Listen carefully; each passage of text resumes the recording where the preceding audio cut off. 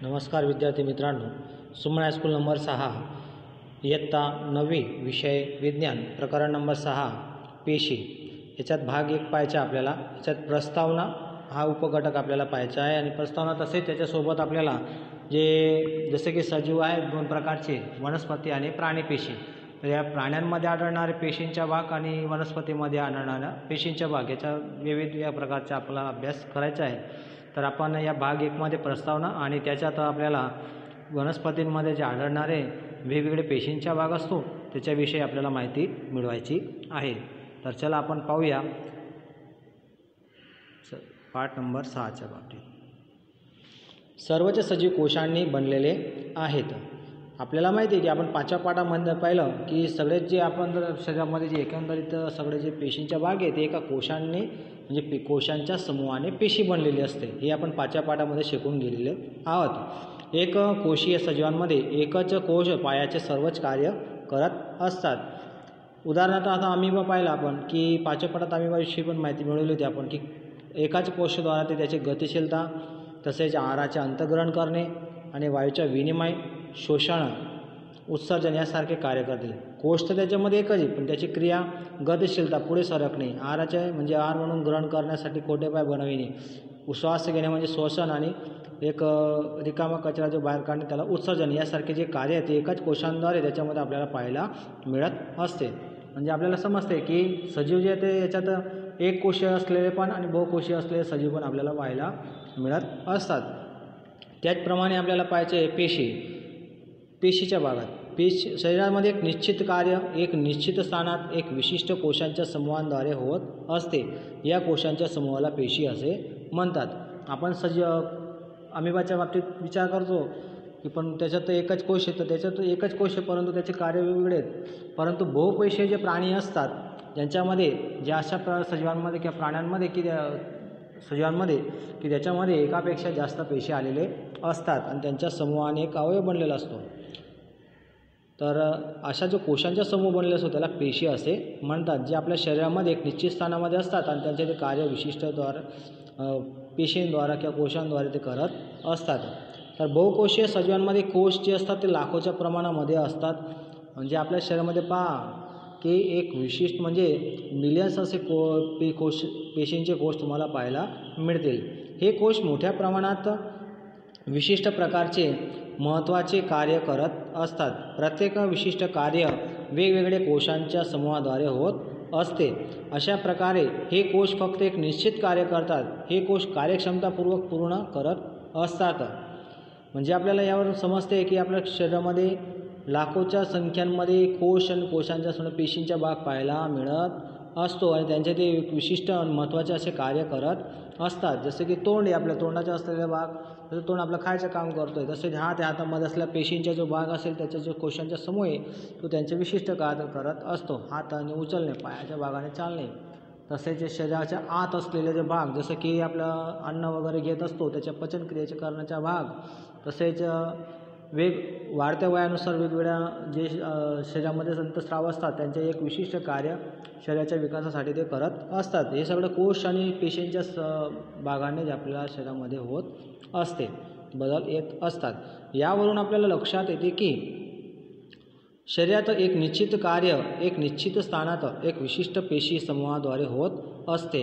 हा कोश अधिक कार्यक्षमतेने कार्य करण्यासाठी त्याची एक विशिष्ट क्रमात व्यवस्थितरित्या रचना करण्यात आलेले असते। या कोशांच्या समूहात संरचनाकीय समान असते, तसेच कोणतेही एखादे कार्य एकत्र येऊन पूर्ण करत असतात। आता कोशांच्या बाबतीत जर पाहायला गेले तर पेशी तर एकच म्हणजे पेशी, परंतु त्याच्यात कोशांचा जो समूह आहे तो एकाच प्रकारचे कोश त्या पेशीमध्ये पाहायला मिळेल आणि ते कोशांच्या समूहाद्वारेच एकत्र येऊन ते सगळे कार्य करत असतात।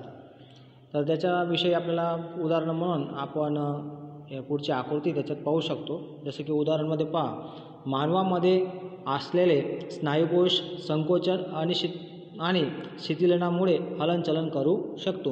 म्हणजे आपण बसू शकतो किंवा उठू शकतो, तसेच चालू शकतो, पळू शकतो। यासारखे जे आपले जे स्नायू आहे या स्नायूंच्या संकोचन आणि शिथिलनामुळे आपल्याला हे सारखे जी क्रिया आहेत ते आपण अभ्यास करू शकतात। त्याप्रमाणे चेताकोश आपल्या शरीरामध्ये काय संदेशवहनाचे कार्य करतात. चेताकोशाच्या बाबतीत आपण या पाठात शेवटी आहे ते आपण पाहू शकतो. चेताकोश हा आपल्या शरीरामध्ये एक असा भाग आहे, सगळ्याच शरीरामध्ये आपल्या शरीरामध्ये आढळणारा सर्वात मोठा भाग चेताकोशचा आहे. हा चेताकोश आपल्या डोक्यापासून तर सर्व तळपायापर्यंत प्रत्येक भागाकडे त्याचा कोश पसरलेला असतो, पेशीचा भाग पसरलेला असतो.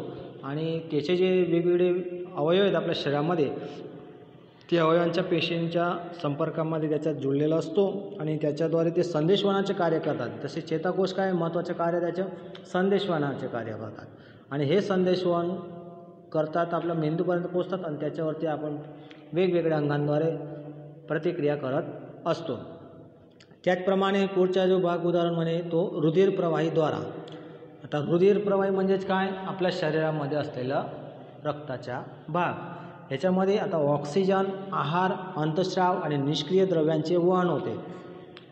म्हणजे रिकामे भाग जे आपल्या शरीरामध्ये नसाच्या स्वरूपामध्ये असतो ते रुधिरप्रवाही लाल रक्त, याच्यात ऑक्सिजन बी असतो, आहाराच्या मध्ये असलेले जे काही तत्व असतात ते बी असतात, अंतस्रावासोबत हे सगळे निष्क्रिय द्रव्यांचे वहन पण त्याच्यात पाहायला मिळत असते.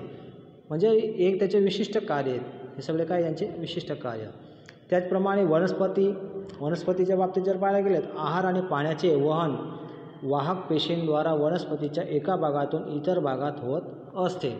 आता वनस्पतीच्या बाबतीत जर पाहायला गेले की आपल्याला माहिती आहे की वनस्पतीमध्ये ह्याच्यात आपण पाहणार आहे की वाहक पेशीमध्ये जसं की जलवाहकच्या पेशी आणि अन्नवाहक पेशीच्या भाग, याच्यात 2 प्रकारच्या पेशी त्याच्यात पाहायला मिळू शकतो की ज्याच्या विकासासाठी त्या पाण्याच्या आणि आहाराच्या भाग. आता याच्या वनस्पतीच्या प्रकांडामध्ये असे वेगवेगळे असे पेशींचा भाग आलेला असतो, कोशांचा भाग, की जे जमिनीमधून असलेले जे मूळ पसरलेले असतात त्याच्यात जमिनीतून पाणीचे ग्रहण करून शोषून पर्णापर्यंत ते वरच्या टोकापर्यंत पोहोचविण्याचे कार्य करत असतात. ते पाण्याचे शोषून वहन नालिका जे असते त्याच्याद्वारे हे करत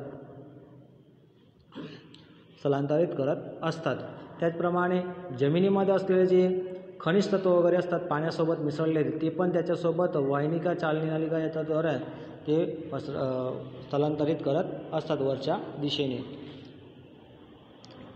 जसं की आपण आकृतीमध्ये पाहू शकतो, बाजूच्या आकृतीमध्ये दिलेलं आहे त्याप्रमाणे की याच्यात दिलेलं आहे की मनुष्यामध्ये जसं की पहा याच्यात दिलेलं आहे की कसे इथं याच्यात दिलेलं आहे की कार्टिलेज टिश्यूचा भाग आहे, हे रेखांकित स्नायूचा भाग आहे. त्याचप्रमाणे हातामध्ये असलेले स्नायूंचा भाग, तसेच पायांमध्ये असलेल्या स्नायूंचा भाग, जे लाल रक्त वगैरे असतं त्याच्यामध्ये असलेला हिमोग्लोबिन म्हणजे रक्तकणांच्या भागाचा असलेला भाग, तसेच जे हाडके असतात हाडकांमध्ये असलेला जो भाग आहे इथं, तसेच अस्थिचा भाग आहे. त्याचप्रमाणे या सगळे असे जे भाग आहेत हे सगळे काय आहेत, पेशी, जे वेगवेगळे अंग आहेत, हाताचे वेगळे आहेत, पायाचे वेगळे आहेत, रक्ताचे भाग वेगळे आहेत, स्नायूंचे भाग वेगळे आहेत, सगळ्यांच्या पेशींचा भाग आकार दिसतोय तुम्हाला वेगवेगळा दिसतो. मग त्यांचे कार्य पण काय आहे, वेगवेगळे आणि विशिष्ट ते कार्य करत असतात. याच्या तुलनेत बाजूत आकृती दिलेली आहे पहा. या आकृतीमध्ये वनस्पतीचा भाग दर्शविलेला आहे आणि वनस्पतीच्या भागात पहा मूळ जमिनीमध्ये पसरलेले आहेत आणि त्या मुळाच्या भाग टोकाला असलेला जो पेशीचा भाग असतो कशा प्रकारे तो याच्यात दिसतोय तुम्हाला. हा जो गोलीय भाग दिसतोय मध्य भागामध्ये, हे सगळे काय आहेत, नलिका स्वरूपामध्ये असलेला, पातळ असा नलिका स्वरूपामध्ये असलेला आलेली रचना असते त्या प्रकांड आणि मुळांमध्ये आणि त्याच्याद्वारे हे जे जमिनीत पसरलेले जे पाण्याचा भाग आणि त्याच्यात जीवनसत्व वगैरे जे असतात ते त्याच्यासोबत खनिजसत्व वगैरे ते सगळं वाहन घेऊन पाण्यासोबत वाहन घेऊन या खनिज आपल्या पर्णापर्यंत ते पोचवीत असतात आणि हे पर्णापर्यंत यांच्यावर बाष्प स्वरूपामध्ये सूर्यप्रकाशच्या हाजेरीने बाष्प स्वरूपात याच्यात प्रक्रिया घडत असते प्रकाश संश्लेषणाची आणि हे जे जीवनसत्व याच्यात पाण्यासोबत असतात हे त्यांचा आहार बनवण्यासाठी सूर्यप्रकाशच्या हाजेरीमध्ये ते स्वतःचा आहार स्वतः तयार करीत असतात. त्याचप्रमाणे बाजूमध्ये जो एक आकृती दिली जठरची, ही जठरच्या आकृतीमध्ये आपल्या शरीरामध्ये आढळणारा जठरचा भाग, हा जठरच्या खालच्या तळाचा भाग जो दिसतोय तुम्हाला, ती दुसऱ्या आकृती त्या तळामध्ये असलेला कोशीय म्हणजे पेशींचा भाग दिसतोय आणि हे पेशी जे असतात हे कशा प्रकारे खाली दिलेले आहेत, सरळ स्नायू तंतू आरेखित स्नायूचा भाग दिसतोय, याच्यामध्ये काळ्या टिपके दिसतात त्याचे केंद्रबिंदू म्हणून दिलेला आहेत. तर हे सगळे काय आहेत, पेशी म्हणजे टिश्यूंचे भाग, वनस्पती आणि प्राणी पेशींचे भाग. इकडे वनस्पती आणि इकडे मनुष्यामध्ये आढळणारे पेशींचे भाग. तर चला आता पुढच्या पाहूया, पेज पाहू. वनस्पती आणि प्राणी एकाच पेशीने बनलेले आहेत का? आता वनस्पती आणि प्राणी पेशी एकाच पेशीने तर बनलेले नाही आहेत, त्यांच्यामध्ये फरक आढळतो आहे, ते आपल्याला दिसतं आहे आपण पाहिलं त्याप्रमाणे. तर वनस्पती आणि प्राणी, वनस्पती जर पाहायला गेले तर वनस्पती स्थायी असतात, ते गती करू शकत नाही. त्याच्या मोठ्या प्रमाणात असणाऱ्या पेशी त्यांना आधार देत असतात. म्हणजे एवढं की वनस्पती जी असते जमिनीमध्ये मूळ पसरलेले असतात आणि ते प्रकांडाच्या स्वरूपामध्ये, प्रकांड काय करतो, वनस्पतीला आधार देतो, ते स्थायी असतात. तर कशा प्रकारे जोराने वगैरे हवा आली असेल किंवा चक्रीवादळ वगैरे त्यासारख्या घटना घडल्या असतात, त्यावेळेस पण सुद्धा अशा परिस्थितीमध्ये हे प्रकांड त्यांना स्थायी करून ठेवत असतात आणि एकाच जागी स्थिर ठेवत असतात. एवढं आहे की ते एका ठिकाणाहून दुसऱ्या ठिकाणी ते जाऊ शकत नाही, परंतु वनस्पती त्याला स्थायी स्वरूपामध्ये त्याला आधार देऊ शकत असते. त्याचप्रमाणे याच्या तुलनेत जर प्राणी जर पाहिले तर प्राणी अस्थायी असतात. प्राणी आहार, प्रजनन आणि निवाराच्या शोधात इकडे तिकडे भ्रमण करीत असतात. प्राणी काय आहे, अस्थायी आहे, तो एका ठिकाणी नाही राहू शकत. तो त्याला आहाराची गरज काय, जसं की तो आहाराची गरजसाठी त्याला दुसऱ्यांवरती अवलंबून राहावं लागत असते, परावलंबी असतात ते. तर आहारासाठी तसेच प्रजननासाठी आणि निवाऱ्याच्या शोधामध्ये म्हणजे राहण्यासाठीच्या त्यांच्या जीवन टिकविण्यासाठी जे आहार वगैरेची गरज असते, ते पाण्याची गरज असते, हे सगळं अवलंबून करण्यासाठी त्याला एका ठिकाणाहून दुसऱ्या ठिकाणी त्यांना जाण्याची गरज पडत असते, म्हणजे ते भ्रमण करीत असतात. त्याच्यानंतर दुसरा भाग याच्यात दिलेला पॉईंटच्या की ते त्यांना संरचनाकीय मजबूती देतात आणि असे असून बरेचशा मृत पेशी आढळून येत असतात. आता पहा, वनस्पतीच्या प्रकांडाचा जो भाग आलेला असतो, जो आपल्याला बाह्य भाग सालीचा भाग असतो, त्या सालीमध्ये काही ज्यावेळेस वनस्पती नवीन उगत असते त्यावेळेस ते जीवत असतात, परंतु काही दिवसांनंतर ते वनस्पती सालीचा जो भाग असतो, बाहेरचा आवरणीय भाग, तो लाकूडसारखा दिसतो आपल्याला सालचा भाग म्हणून, त्याच्या ठिकाणी मृत पेशी असतात. काय असतात, मृत असतात, ते मृत झालेले असतात, पाण्यात सुकून गेले असतात, तरीसुद्धा ते त्यांचे विशिष्ट कार्य काय करतात, ते त्याला आधार देत असतात, प्रकांडाला आधार देत असतात आणि त्यांची मजबूती करतात. त्याच्या तुलनेत दुसरा पॉईंट प्राणीमध्ये पाहू शकतो की वनस्पतीच्या तुलनेत अधिक ऊर्जा वापरतात. याच्यामध्ये ही जी क्रिया असते वनस्पतीमध्ये थोडी मंद गतीने करते, परंतु याच्या तुलनेत प्राणी जर पाहायला गेले तर प्राणी हे एका ठिकाणी दुसऱ्या ठिकाणी जात असतात आणि जाताना त्यांची ऊर्जा खर्चली जाते. म्हणजे वनस्पतीच्या तुलनेत त्यांच्यामध्ये वेगवेगळे कार्य करण्यासाठी जे ऊर्जा आवश्यक असते ती वापरली जात असते, म्हणजे जास्त प्रमाणात वापरली जात असते. त्याचप्रमाणे या मृत पेशी जिवंत पेशींना समान रूपयांत्रिक शक्ती प्रदान करत असतात आणि याच्या तुलनेत प्राणीमध्ये जर पाहायला गेले मोठ्या प्रमाणात या प्रकारचे कोश जिवंत असतात. एवढाच फरक आहे की वनस्पतीमध्ये मृत आढळत असतात आणि इकडं प्राणींमध्ये जिवंत कोश असतात. जोपर्यंत प्राणी जिवंत असतो तोपर्यंत ते त्यांचे कार्य करत राहत असतात आणि जिवंत स्वरूपामध्ये असतात. त्याप्रमाणे पुढचं पेज पाहू. अंग आणि अंगतंत्र रचनात्मक संघटन जटिल प्राण्यांमध्ये अतिविशिष्ट तसेच मर्यादित असतात. विशेष करून त्यांची आहार ग्रहणाच्या प्रक्रियेत तसेच संरचना संघटना एका बाजूला पाहिले असता वनस्पती एका जागी स्थिर असते, दुसऱ्या बाजूला पाहिले असता प्राणी हलनचलनसाठी अंगतंत्राच्या विकासानुसार विविध प्रकारचे अनुकूलन साधत असतो. आपल्याला माहिती आहे की तो खाण्यासाठीचा वेगळा भाग, वेगळ्या अवयवांचा भाग, चालण्यासाठी वेगळ्या अवयवाचा भाग, त्याचप्रमाणे वेगवेगळे कार्य करण्यासाठी वेगवेगळ्या अंगांचा भाग तो त्याच्यात करत असतो. वनस्पती तो एकाच जागा स्थिर असते, परंतु ते त्यांचे कार्य विशिष्ट रीतीने करत असते, हलनचलन करू शकत नाही. परंतु प्राणी जो असतो तो हलनचलन करून ते पर्यावरणामध्ये आढळणाऱ्या अनुकूलन त्याच्यात अनुकूलन साधून ते त्या प्रकारचे अनुकूलन साधत असते त्यांचे विकास करण्यासाठी. आणि वनस्पती जी असते ती एकाच ठिकाणी स्थिर राहून पर्यावरणाशी अनुकूलन साधून त्याच्या स्वतःचा आहार बनवून स्वतःच ग्रहण करून त्याचा विकास ते करत असते.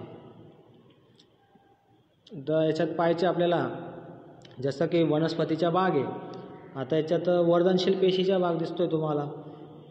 तर ही जी आकृती दिलेली आहे वर्धनशील पेशीची आकृती आहे. याच्यात जो दिलेला वरच्या हा जो टोकाचा भाग दिसतोय तुम्हाला कसला आहे तो मुळाच्या अग्रभागाचा भाग आहे, याला अग्रस्त वर्धनशील पेशीचा भाग. इथं आढळणारे अग्रभाग जो असतो या ठिकाणी अग्रस्त वर्धनशील पेशी टोकाचा भाग. त्याचप्रमाणे मध्य जो भागामध्ये पट्टा दिसतो तो आंतरविष्ट वर्धनशील पेशी या ठिकाणी असलेल्या पेशींचा भाग. हा अग्रस्त वर्धनशील पेशी जो असतो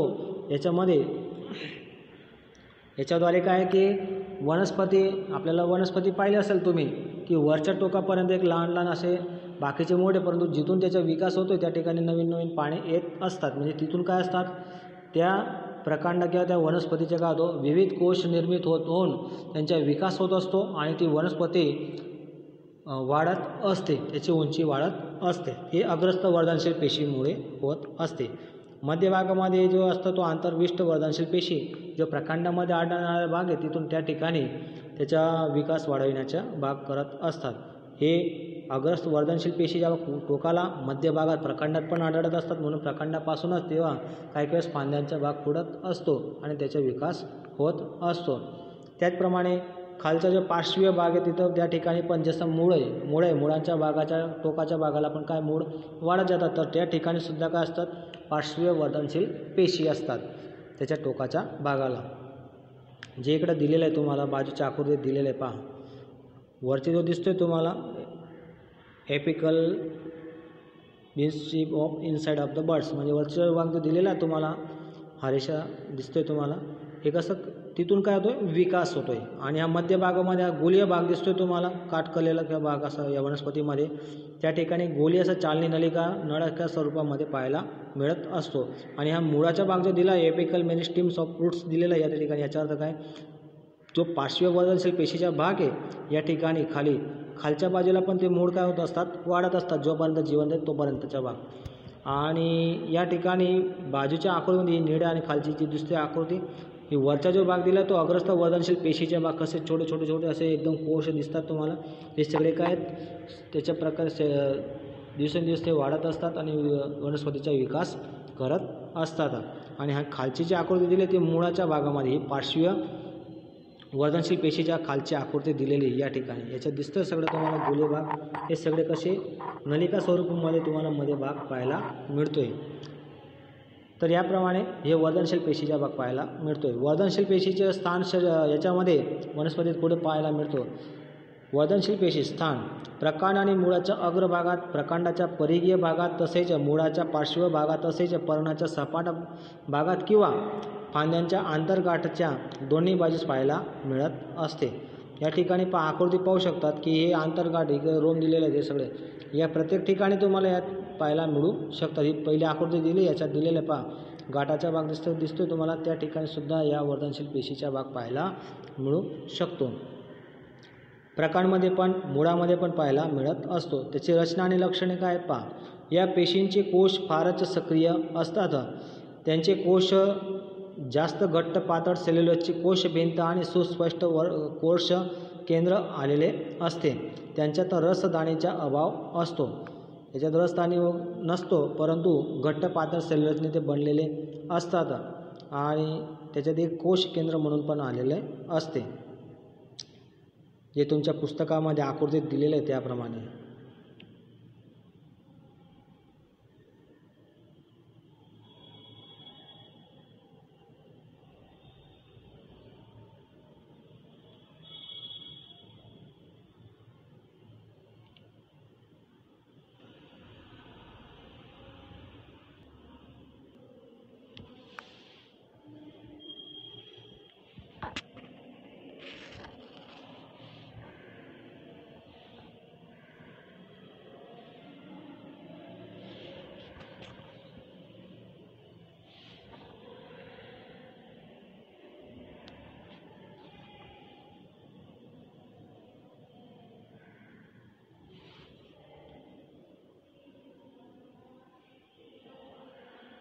तर याप्रमाणे याच्यात दिलेलं आहे त्याप्रमाणे रचना लक्षणे झाले. आपल्या रसदाणीचा त्याच्यात अभाव असतो. याचा हे वर्धनशील पेशीचे कार्य काय असतात ते पहा.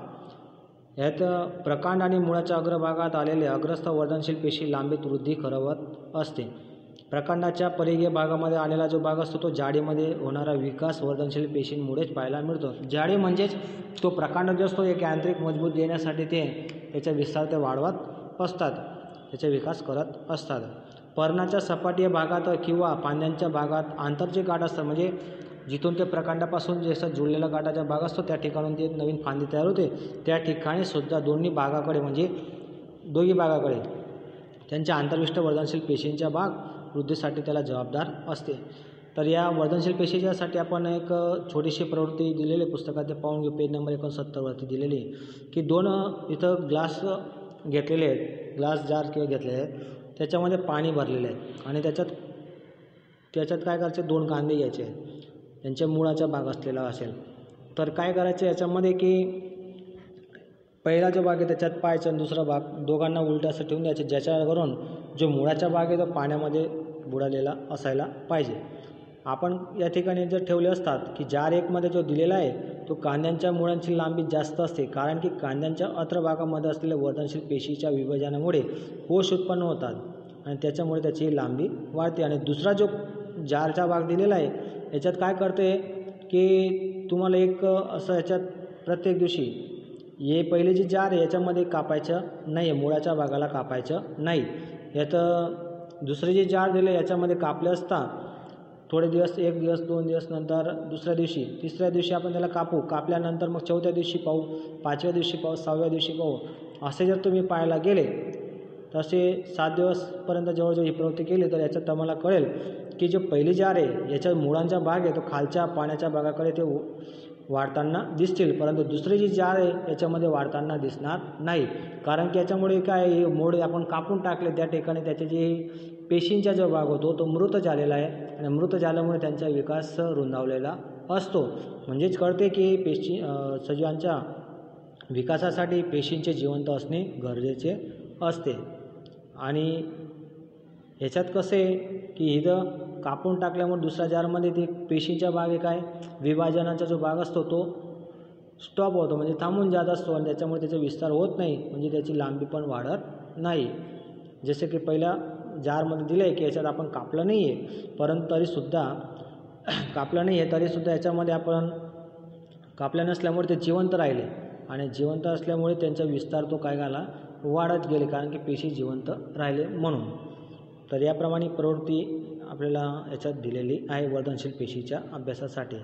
त्यानंतरचा भाग आहे स्थायी पेशी. स्थायी पेशीमध्ये आपल्याला स्थायी पेशी पाहिजे आपल्याला. वर्धनशील पेशीद्वारे निर्माण झालेले एक विशिष्ट कार्य करत असतात, विभाजने करण्याची क्षमता गमावतात. परिणामामुळे स्थायी पेशींची निर्मिती होते. या प्रकारच्या एक विशिष्ट कार्य करण्यासाठी स्थायी स्वरूपाचा आकार प्राप्त करण्याच्या प्रक्रियेला विभेदीकरण असे म्हणतात. वर्धनशील पेशींचे विभाजन होऊन विभिन्न प्रकारचे स्थायी पेशी निर्माण होतात.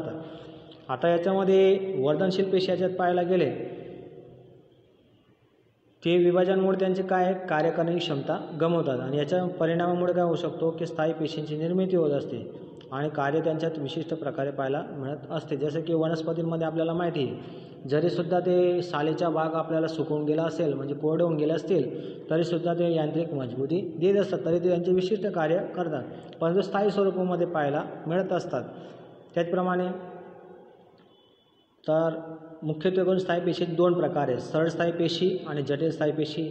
सरळ स्थायी पेशीला इंग्लिशमध्ये सिम्पल परमनंट टिश्यू असे म्हणतात आणि जटिल स्थायी पेशीला कॉम्प्लेक्स परमनंट टिश्यू असे म्हणतात. तर पहिला भाग पाहू आपण सरळ स्थायी पेशीचे प्रकार. सरळ स्थायी पेशीच्या प्रकारामध्ये हे तुमच्या 2 आकृती इथे दाखवतो आहे मी. तर या ठिकाणी जे दिलेलं आहे की याच्यात एक भाग जो दिलेला आहे तुमचा तो गोली आडवा छेद दिलेला आहे आणि पहिला जो भाग दिलेला आहे याच्यामध्ये तो गोली आडवा छेदामध्ये असलेला वरून जी रचना दिलेली आहे मायक्रोस्कोपद्वारा केलेले स्लाईड्सच्या भागे, तर याच्यात दिलेलं आहे त्याप्रमाणे. हे जे गाठाचा जो भाग दिसतो आहे तुम्हाला या ठिकाणी प्रकांड रोम दिसतो आहे तुम्हाला, हा काय जो प्रकांड असतो आपला याच्यात वनस्पतीचा तो बाह्य गाठे भाग म्हणून जिथून फांदी विकसित होतो म्हणजे प्रकांडाचा रोम म्हणून. त्यानंतरचा भाग आहे त्याच्या वरचा भाग म्हणजे क्युटिकल आवरणस आहे आणि त्याचप्रमाणे श्लेष्म ग्रंथीच्या भागेमध्ये दिलेला. त्यानंतरच्या ती क्युटिकल आवरणानंतरचा खालचा जो भाग दिला तो अधिस्तरचा भाग आहे आणि त्या अधिस्तरच्या खालच्या बाजून गोले गोले डॉट दिसतो तुम्हाला तो स्थूलकोणक पेशीचा भाग आहे आणि त्याच्या खालच्या भागामध्ये इथं पाहायला गेले तर मृदुतक पेशीचा भाग दिसतोय तुम्हाला। त्याचप्रमाणे इथं अंतःस्तराचा भाग, अंतःस्तराच्या या ठिकाणी पाहिलं त्याचप्रमाणे यामध्ये त्याच्या खाली इकडं काळा भाग जो दिसतो तुम्हाला तो काय परिचक्राचा भाग दिलेला आहे म्हणजे गोलीय भाग। त्याचप्रमाणे त्या परिचक्राच्या खालचा जो भाग दिसतोय तुम्हाला छोटे छोटेसे गोलीय भाग दिसतोय, हे सगळे काय आहेत अन्नवाहक पेशी म्हणून असलेला भाग असतो वनस्पतीमध्ये आणि त्या अन्नवाहक पेशीच्या भागात पाहायला मिळतोय। त्यानंतर खालचा भाग दिसतोय एक गोलीय भाग असे लाईनमध्ये स्तंभाच्या स्वरूपात दिसतोय तुम्हाला, हे अनुदारू असतात। त्याचप्रमाणे हे सगळे काय आहेत, सगळे याच्यामध्ये काय आहेत, हे सगळे वायुपूल आहेत। काय आहेत वायुपूल म्हणजे वाहिनिके म्हणून ते एक तिथं कार्य करत असतात। पाण्याला पर्णाच्या मुळापासून जमिनीत शोषून ते पर्णाचा चीक त्याच्या जेवढं भागापर्यंत पर्ण असतात तेवढं भागापर्यंत पोहोचवण्याचे काम करत असतात।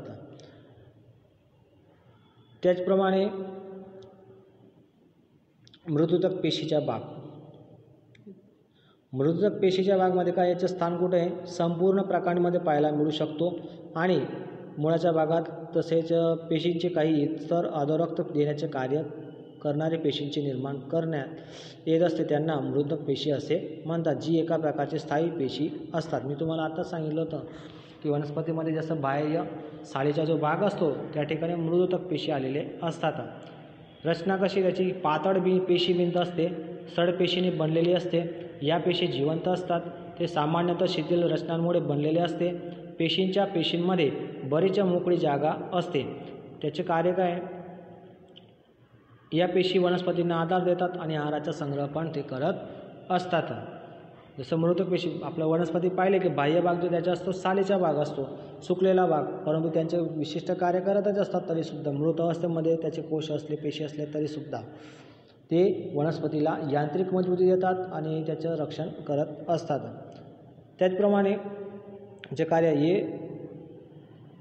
अनेक परिस्थितीमध्ये क्लोरोफिलची जी रचना करत असतात, मृत असतात तरी ते करत असतात आणि प्रकाश संश्लेषणाचे कार्य करत म्हणजे प्रकांडाच्या याच्याद्वारे सुद्धा त्याचे कार्य करत असतात प्रकाश संश्लेषण, कारण की त्या ठिकाणी काय असतो क्लोरोफिलचा भाग आलेला असतो, त्यामुळे तिथून सुद्धा त्या प्रकांडामधून सुद्धा नवीन फांदीचा भाग निर्माण होत असतो। म्हणून त्यांना नील कणोदक पेशी किंवा हरित कणोदक पेशी असे म्हणतात। जलीय वनस्पतीत मोठे वायुकोश मृदुतक पेशींच्या कोशात असतात, जे वनस्पतींना तरंगण्यासाठी तारक बळ देत असतात। मृदुतक पेशींच्या कोशात वायुकोश, हे वायुकोश कसे की आता तरंगण्यास मदत करतात। आता लाकूड जे असतं किंवा पर्ण जे असतात ते पाण्यात बुडतात का, नाही बुडत, मग त्याच्यासाठी जे विशिष्ट प्रकारच्या पेशी म्हणजेच काय वायुकोशांचा भाग जे पाण्यावरती तरंगण्यासाठी त्यांना ते विशिष्ट असं प्रेरक बळ देत असतात, तारक बळ देत असतात। या प्रकारच्या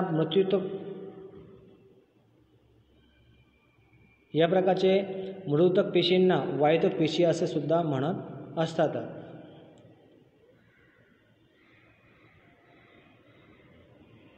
प्रकांड आणि मुळांमध्ये या मृदुतक पेशींचा भाग पाहायला मिळू शकतो।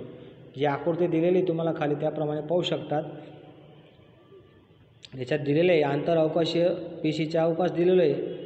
याच्यात दिलेला भाग आहे की आंतरपेशी, हे जो मोठा गोल दिसतोय, दुसरे जे गोल दिसतात त्यांच्यामध्ये एक छोटीशी जागा दिसते म्हणजे काय आंतरपेशी अवकाश पाहायला मिळतोय। आणि दुसरी आकृती जी दिलेली याच्यामध्ये की प्रकांडाचा भाग, या प्रकांडामध्ये आढळणारा भाग पेशीरसचा भाग दिसतोय, जे साल तो बाहेरून जरी कोरडी पण मध्ये तो ओला असतो, तिथं पेशीरसचा भाग असतो। त्यानंतर खाली जो निळा रंग दिसतो याच्यात तो पेशी केंद्राचा भाग आहे आणि त्याचप्रमाणे या सालीच्या बाजूमध्ये असलेला जो मध्यपटलचा भाग दिसतोय आणि खाली आकार टिपक म्हणून जो हिरवा रंगाचा दिसतो तो हरित कण म्हणून आहे आणि या त्याच्या मध्यभागामध्ये असलेला व्हाईट कलरचा अशी जी मोठा दंडगोलीय का भागात दिसतोय तुम्हाला तर रसदाणी असते, काय असते रसदाणी भाग असतो। त्यानंतर या मध्यपटलीयाचा जो भाग आहे वेगळा, याच्यात आंतरपेशी अवकाश पण पाहायला मिळतो, थोडीशी जागा याच्यात पाहायला मिळते आणि हा जो तुमच्या पेशीरसचा भाग आहे त्याच्या वरच्या भागात दिसतोय तो प्राथमिक पेशीबिंद दिलेला आहे। त्यानंतरचा भाग आहे हरित कणोदक पेशीचा भाग। हरित कणोदक म्हणजे याचे स्थान कुठं असतं पहा, द्विदळ वनस्पती जे असतात म्हणजे द्विदळ वनस्पतीत पर्ण आणि प्रकांड तसेच पर्णदंडाच्या अधिस्तर खालच्या भागात अधस्तरमध्ये पाहायला मिळत असते. आता द्विदळ वनस्पती म्हणजेच काय? असे जे वनस्पती तुम्ही आठवीमध्ये शिकून गेलेत की एकदळ वनस्पती आणि द्विदळ वनस्पती. एकदळ म्हणजे ज्यांच्या बीज जे असतं ते एकच भाग असतो त्याच्यात अखंड संपूर्ण, आणि द्विदळ वनस्पती म्हणजे की ज्या अशा प्रकारच्या वनस्पती की त्यांच्या बीजांचे 2 भाग होऊ शकतात, समान भाग, त्याला द्विदळ वनस्पती असे म्हणतो. तर त्यांच्या अधिस्तर भागामध्ये सुद्धा पर्णदंडाच्या भागात त्याच्यात पाहायला किंवा खालच्या भागात पाहायला मिळू शकतात. रचना आहे त्याची, या पेशींचे कोश जिवंत असतात, लंब आणि कोनीय बाजूला अनियमित मोठे असतात. कोशांच्या मध्ये जागा म्हणजे त्याच्यात अवकाश असतो. पेशींच्या कोणांच्या भागात पेक्टिनच्या भागाचे स्थूलन असते, म्हणजे त्याच्यामध्ये काय असतो? पेक्टिन नावाचा द्रव्य आलेला असतो, जे त्यांचा विकास करण्यासाठी आवश्यक असते. त्याला स्थूलता देण्यास मदत करत असते. पेक्टिन नावामुळे त्यांना मजबूती येत असते.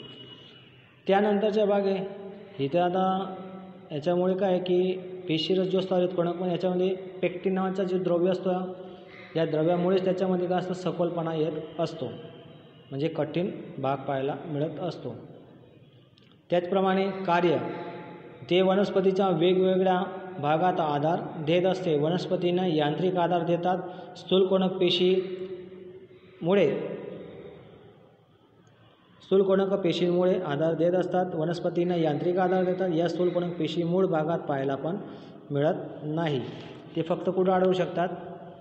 फक्त प्रकांडामध्ये त्याला आढळू शकतात. त्यांना आधार देत असतात आणि यांत्रिक आधार देतात. फक्त एवढं आहे की जो मुळाचा भाग असतो हे फक्त जमिनीच्या वरच्या बाजूला असलेला प्रकांडाचा भाग आणि जमिनीच्या खालच्या भागामध्ये तो आढळत नाही, आणि जमिनीच्या वरच्या भागामध्ये हे हरितकणोदक पेशी तुम्हाला पाहायला मिळू शकतात. जी आकृती दिली या आकृतीमध्ये पाहू शकता तुम्ही. हा प्रकांडीय भाग आहे, दिसतो लॉंगिट्युडिनलचा भाग, तो प्रकांडाचा भाग आहे. त्याच्यामध्ये आढळणारे कसा तो मध्य भाग असतो, ती आकृती दिली. पर्णदंडाचा भाग दिलेला आहे. त्या पर्णदंडामध्ये असलेला कसे एक जुळलेला भाग असतो पेशींचा, तो याच्यात दिलेला आहे. इथं ऑनल दिला आहे, सॉलिरेट दिला आहे. त्याचप्रमाणे सगळे काय आहेत? ल्युमेन्स दिलेलं, म्हणजे ते आंतरभाग्य दिलेला आहे, क्रॉस सेक्शन दिलेला आहे, आडवा छेद. हा तुमचा खालचा जो दिसतोय तुम्हाला उभी आकृती, ती कसली आहे? प्रकांडाचा भाग. आणि वरची जी आकृती फायबर्स म्हणजे त्याच्या आडवा छेदाचा भाग दिला आहे क्रॉस सेक्शनमध्ये. त्याचप्रमाणे दृढोदक पेशीचा भाग दिसतोय तुम्हाला, तिसरा भाग दृढोदक पेशी. स्थान एकदळ वनस्पतीच्या प्रकांडात अधिस्तर, तसेच प्रकांडात वायुपुलच्या भागाजवळ, तसेच पर्णाच्या शिरा भागात, तसेच फळांच्या बीजाच्या कठीण छाल मध्ये हे हजर असते आणि वनस्पतीला यांत्रिक मजबूती पण देत असते. रचना या पेशींचे कोश मृत असतात. ते लांब आणि पातळ असतात, कारण की या पेशींची कोशांची कोशभिंत लिग्निनने बनलेली असते. लिग्निन कोशांना दृढ बनवण्यासाठी सिमेंटसारखे कार्य करण्यासाठीचे रासायनिक पदार्थ आहे. आता याच्या पहिले आपण पाहिलं की याच्यात पेक्टिनचा भाग हरितकणोदकमध्ये पाहिला. हा पेक्टिनचा भाग जो दिसतोय तुम्हाला याच्यात आलेला आहे हरितकणोदकमध्ये. पेक्टिनच्या भागाचे स्थूलन कोशांमध्ये जागा असते, पण पेशींच्या कोणाच्या भागात काय असतो? पेक्टिनचा स्थूलन भाग असतो. त्यांच्यामुळे काय, त्यांना एक रचना देण्याचे काम करत असतो ते. आणि जो प्रकांडाचा भाग आलेला असतो त्याच्या बाह्य भागामध्ये जे दृढ म्हणजे मृत अवस्थेमध्ये आलेला असतो तो भाग त्याच्यात दिसतोय तुम्हाला की त्यांच्यात एक लिग्निन नावाचा एक पदार्थ असतो, त्याच्यामुळे ते दृढ असतं सगळं, सिमेंटसारखा द्रवता. लिग्निन पदार्थ हा काय सिमेंटसारखा रासायनिक द्रव्याचा भाग असतो. त्याच्यामुळे काय ते एक या करण्यासाठी रासायनिक पदार्थ आहे. आणि जसं की आता उदाहरणार्थ नारळाचा झाड पाहिले असते, नारळाचा छाल पाहिले असते तुम्ही. नारळाचा जो भाग आहे त्याच्या वरच्या भागामध्ये काय पाहायला मिळतो तुम्हाला? रेसासारखा भाग दिसतो. असे क्षणकार्य असे पाहायला मिळतात, क्षणचे रेसा पाहायला मिळत असतात. जसे सकत असतात परंतु ते दृढ असतात त्याच्यामुळे ते लिग्निन असं म्हणून ते लवकर तुटत नाही, त्यांना यांत्रिक मजबूती देतात. या पेशींचे कोशभिंत जाड असते आणि ज्यामुळे कोशांमध्ये आंतर अवकाश राहत नाही. जाड असल्यामुळे काय त्यांच्यात अवकाश राहण्याची, पेशींच्या भागांमध्ये अवकाश राहण्याची शक्यता नसते, म्हणजे अवकाश राहतच नाही कारण की ते जाड असतात. आता हे दृढदक पेशी याचे कार्य काय? या पेशी वनस्पतींना दृढता आणि मजबूती देतात. नारळाचे रेसायुक्त छालमध्ये आले दृढदक पेशींनी बनलेले असतात. म्हणजे रेसायुक्त भाग जो परीक्षेमध्ये विचारला तर एखाद्या त्यावेळेस लक्ष ठेवायचं की नारळाच्या जो पेशींचा जो छाल असतो त्याच्यात रेसायुक्त छालमध्ये दृढदक पेशींनीच बनलेले असते. हिची आकृती दिलेली खाली पाहू शकतात की यांची जी आकृती दिलेली की सरळ छिद्रांची जोडी.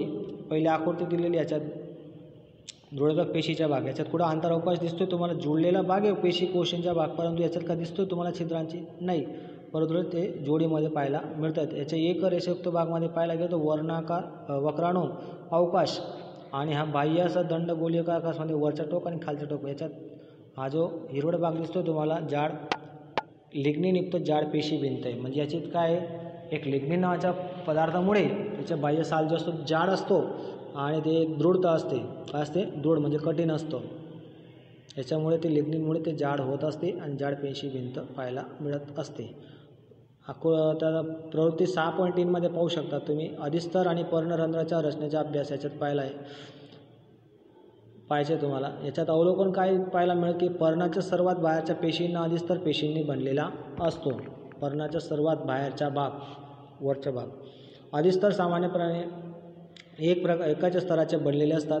अतिशय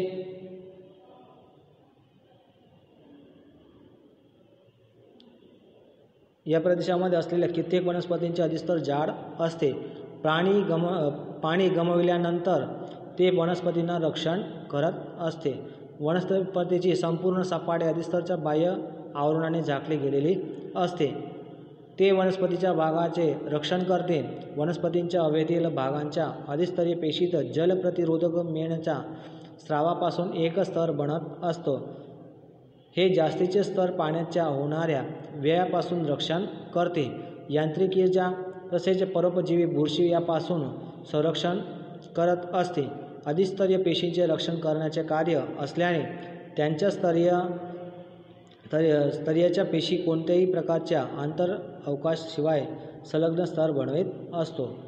थोडक्यात असं म्हणायचं आहे की याच्यात अधिस्तरचा जो भाग असतो पर्णाच्या बाहेरचा भाग, त्याच्यामध्ये हे पर्णाच्या सपाटीवरती जे आपल्याला पाणी गमावण्याचे म्हणजे शोषण किंवा याच्यात साथी कोश वगैरे जे आलेले असतात यांच्यामध्ये वायूंचे विनिमय होणे किंवा पर्णाच्या भागामध्ये पाणीचाही भाग असतो तो, म्हणजे पाणी गमावतात, सुकून जात असतात त्यावेळेस सुद्धा वनस्पतीचे रक्षण करत असतात. या ठिकाणी त्याचा आपल्याला अभ्यास पाहायला मिळतो आहे. आणि कोणत्याही प्रकारच्या आंतरअवकाश शिवाय म्हणजे त्याच्यात अवकाश शिवाय म्हणजे अवकाश त्याच्यात राहतच नाही आणि संलग्न स्तर तो त्याच्यात बनवितच राहत असतो. त्यानंतर अधस्तरीय पेशी मोठ्या प्रमाणात अपेक्षेपेक्षा कसे असतात? चपटे असतात. सामान्यतः त्यांची जी बाह्य आणि समोरील पेशीभिंत आंतरिक पेशीभिंतपेक्षा जाड असते. आपण पाण्याच्या अधिस्तरीय लहान छिद्रांचे येथे निरीक्षण करू शकतो. या छिद्रांना वायुरंध्र असे म्हणतात. मी आता सांगितलं की हे वायुरंध्राचा भाग म्हणजे साथीकोशचा शब्द वापरला म्हणजेच तो एक किडनी काजूसारखा दिसतोय. पर्णाच्या सपाटीवरती तुम्हाला वायुरंध्राचा भाग पाहायला मिळतो जे आपण 5व्या पाठात पाहिलं आहे. आणि त्याच्या वक्राकार भागमध्ये असले किंवा मूत्रपिंडाच्या आकाराच्या सारख्या असं दोन्ही भागात तो असं पेशींवर आपल्याला आवृत झालेला असतो भाग. आणि त्या वक्र भागामध्येच साथीकोशचा भाग असतो की ज्याच्यामुळे तो संकोचन होणे आणि परत शिथिलन होणे म्हणजे जास्त फुलून जातात त्यावेळेस त्याचे तोंड बंद राहून जाते आणि ज्यावेळेस पाणी गमावतात त्यावेळेस ते शिथिलन होऊन जातं, ते पाणी गमावून टाकतात. तर वातावरणातील वायूंच्या विनिमयासाठीची बाष्पोत्सर्जनची प्रक्रिया जे वनस्पतीच्या पर्णाच्या भागामध्ये आलेले जे वायुरंध्राचा भाग असतो त्याच्याद्वारे बाष्पोत्सर्जनची क्रिया सूर्यप्रकाशाच्या हजेरीमध्ये हे आपल्याला वायुरंध्राच्या द्वाराच पाहायला मिळत असते. त्यानंतरच्या भागापुढे मुळांच्या अधिस्तरीय पेशी आणि प्राणी शोषण्याचे कार्य करत असतात. अधिस्तरीय म्हणजे मुळाच्या भागामध्ये असलेला अधिस्तरीय जो पेशीचा भाग असतो त्या ठिकाणी ते पाणी शोषतात. त्याचप्रमाणे केसांसारखे असे वाढ होणारे लांब प्रवर्ध त्याच्यामध्ये असतात. तुम्ही मुळाचा भाग पाहिला असेल, एक छोटासा असं बालसारखा असा मुळाचा भाग तुम्हाला पाहायला मिळत असतात दोघी बाजूकडे. तर हे काय असतात, प्रवर्ध असतात. काय असतात, प्रवर्ध असतात. त्यामुळे त्यांची पाणी शोषण्याची क्षमता काय होते, जेवढे प्रवर्ध असतील तेवढे ते पाणी शोषण्याची ग्रहण क्षमता जी असते त्यांची वाढते. वाळवंटी प्रदेशात उगणाऱ्या वनस्पतींमध्ये अधिकतर जाड मेणासारख्या जे असतात ते क्युटिनचे बनलेले असतात. म्हणजे वाळवंटात जे उगणाऱ्या वनस्पती आहे त्यांचे जे वनस्पतींचे मूळ असतात ते क्युटिन सारख्या भागाने बनलेले असतात. जसजशी वृक्षाची वाढ तसेच बाह्य रक्षणात्मक पेशींची बरेच परिवर्तन पाहायला मिळत असते. द्वितीय वर्धनशील पेशींचे पट्टे प्रकांड या आधी स्तराच्या स्थान प्राप्त करत असते. बाहेरील बाजूस पेशी अशाच प्रकारे विभाजन होऊन तसेच वनस्पतीवर अधिक स्तर असलेल्या जाड सालेचे निर्माण झालेले असतात. या सालींच्या पेशी मृत असतात आणि त्यांच्या रचनेत आंतरपेशी अवकाश नसतो, कारण की ते जाड असतात, त्यामुळे त्याच्यात अवकाश राहत नाही. त्यांच्या पेशीभिंतीवरील सोबेरिन नावाचे रसायन स्थापित असते. आता पेशीभिंत कशावरती, की जे सालीचा भाग असतो वरचा त्याच्यात आलेला जी पेशी असतात त्या पेशींच्या भागावरती वरती आलेलं सोबेरिन नावाचे रसायन असतो. ते काय करत असते, ते सालीला जे छाल असते त्या हवा तसेच पाण्यासाठी अप्रवेशशील सारखा भाग बनवित असते. आणि त्याच्यामुळे त्यांची जी क्रिया आहे ते सोबेरिनमुळेच होते. एकदा जाड होणे किंवा तसेच संकोचन होणे या प्रकारचे क्रिया, म्हणजे पाण्याच्या आत प्रवेश करणे किंवा बाहेर करणे किंवा बाष्पीभवनाची क्रिया, वायूच्या आत येणे किंवा बाहेर करण्याचे भाग, या ठिकाणी याच्यामुळे जे आपल्याला सोबेरिन नावाच्या द्रव्यामुळेच पाहायला मिळत असतो. त्यानंतरच्या भाग खाली ही आकृती दिलेली आहे. कांद्याच्या कोशामध्ये कसे दिसतं आहे तुम्हाला, सगळे एकसारखेच कोश आणि एक पेशी कांद्यांमध्ये, तर हे सारखे एक प्रकारे दिले नाही. काळ्या डुबकं जे दिलं त्याच्या पेशी केंद्राचा भाग दिलेला आहेत. हे रक्षणात्मक पेशी म्हणून पाहायला मिळत आहेत. याच्यात दिलेलं आहे सालीच्या भागामध्ये जे आलेला भाग असतो त्या ठिकाणी. त्यानंतर जटिल स्थायी पेशी. जटिल स्थायी पेशीमध्ये काय आहे याची व्याख्या पहा. एकापेक्षा जास्त प्रकारचे कोश मिळून एक समान कार्य करतात त्या पेशींना जटिल स्थायी पेशी असे म्हणतात. जसं की जलवाहक पेशी आणि अन्नवाहक पेशी वनस्पतीमध्ये दिसतंय तुम्हाला. याच्यात दिलेलं आहे जलवाहक पेशीमध्ये रचना कशी असते. जलवाहक पेशीच्या संरचनेत मुख्यत्वे 4 घटकांचा समावेश होतो. एक तर जलवाहिनिकी, जलवाहिनी, जलवाहक मृदुतक, जलवाहक तंतू.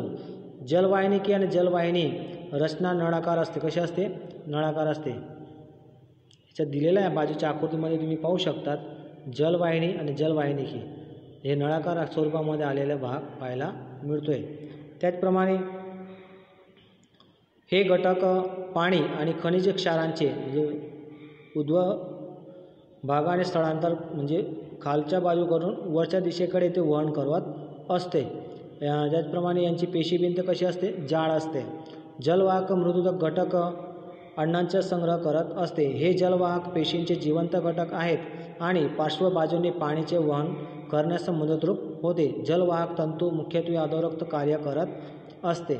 अधोरक्त कार्य म्हणजे खालच्या दिशेहून वरच्या दिशेकडे जलवाहक तसेच जे खनिज तत्व जे विघळले असतात त्यांचे पण ते वहन करत असतात, पाण्याचा भाग ते करत असतात.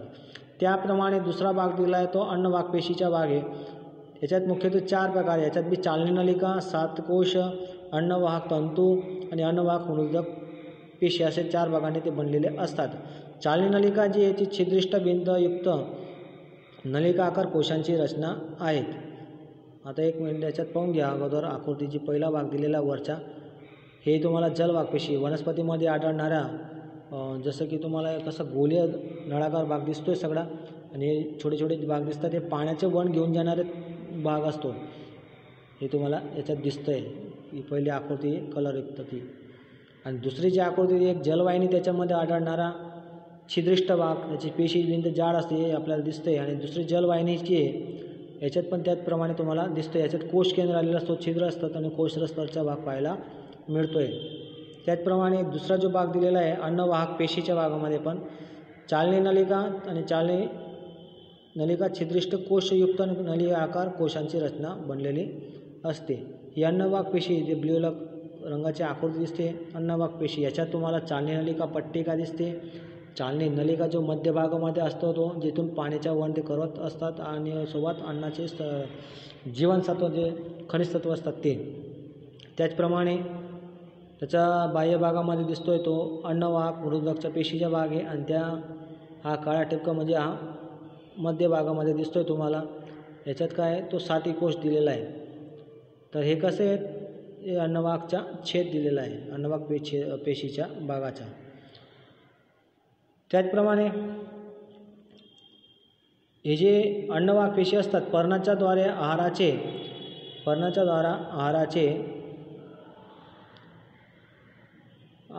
वनस्पतीच्या विविध भागांपर्यंत पाठवित असते. अन्नवाहक तंतू आणि मृदू घटक असतात. त्याशिवायचे कोश त्याच्यात काय असतात, जिवंत राहत असतात. म्हणजे इतर भागांपर्यंत ते पोचवण्याचे काम करत असतात, आहाराचे वहन करत असतात. तर या टॉपिक्समध्ये आपण याप्रमाणे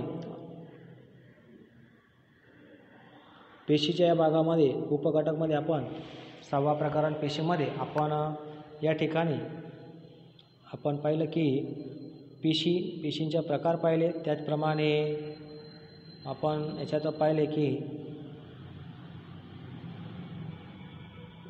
सजीवांमध्ये एक पेशी, सजीवांमध्ये आढळणारे पेशींचा भाग, वनस्पती आणि प्राणीमध्ये पेशींचे आढळणारे भाग, तसेच मानवामध्ये आढळणारे वेगवेगळ्या अंगांमध्ये आलेल्या पेशींचे भाग, त्यांचे उदाहरणे पाहिलेत. त्याचप्रमाणे त्यांच्याविषयी माहिती मिळवली आणि त्यांचे विशिष्ट कार्य कशा प्रकारे करतात. वनस्पतीमध्ये अग्रस्थ वर्धनशील पेशीचा भाग, अंतर्विष्ट वर्धनशील पेशीचा भाग, पार्श्ववर्धनशील पेशीचा भाग याच्यात आपण पाहिले. आकृतीसोबत त्याची माहिती मिळवली, त्यांचे स्थान आणि रचना आणि लक्षणाविषयी माहिती मिळवली आणि त्यांचे कार्य पाहिले. त्याचप्रमाणे प्रवृत्ती पाहिली आपण वर्धनशील पेशीची, जी कांद्याच्या प्रवृत्तीद्वारे आपण समजून घेतली. त्याचप्रमाणे स्थायी पेशीचा भाग आहे, त्याच्यात आपण मुख्यत्वे 2 स्थायी पेशी, एक सरळ स्थायी पेशी आणि एक जटिल स्थायी पेशीचे 2 मुख्य भाग पाहिले. सरळ स्थायी पेशीच्या आकृतीद्वारे आपण समजुती घेतली आणि त्यांचे आढळणारे मृदक पेशीचा भाग, स्थान, रचना, कार्य याच्याविषयी आपण माहिती मिळवली आणि आकृतीद्वारे आपण समजूतून घेतली. हरित कणोदक पेशी पाहिली आपण, त्याचे स्थान, कार्य आणि लक्षण पाहिले आणि आकृती पाहिली. त्याचप्रमाणे दृढोदक पेशीचा भाग पाहिला. त्याचप्रमाणे आपण वायुरंध्राचा अभ्यास करण्यासाठी एक प्रवृत्ती पाहिली. त्याचप्रमाणे जटिल स्थायी पेशीचा भाग पाहिला आणि याप्रमाणे जटिल स्थायी पेशीमध्ये आपण 2 प्रकारचे, एक अन्नवाहक पेशी आणि जलवाहक पेशीचे भाग असे 2 भाग पाहिले आणि आकृतीद्वारे त्याची समजुती पण करून घेतली आहे. तर आजच्या या टॉपिक्समध्ये आपण भाग 1मध्ये ही सगळी माहिती मिळवलेली आहेत. याच्यानंतरच्या भाग 2मध्ये आपण प्राणीपेशीविषयी माहिती मिळवूया. आजच्या या टॉपिक्समध्ये आपल्याला एवढंच पाहायचे आहे. नमस्कार विद्यार्थी मित्रांनो.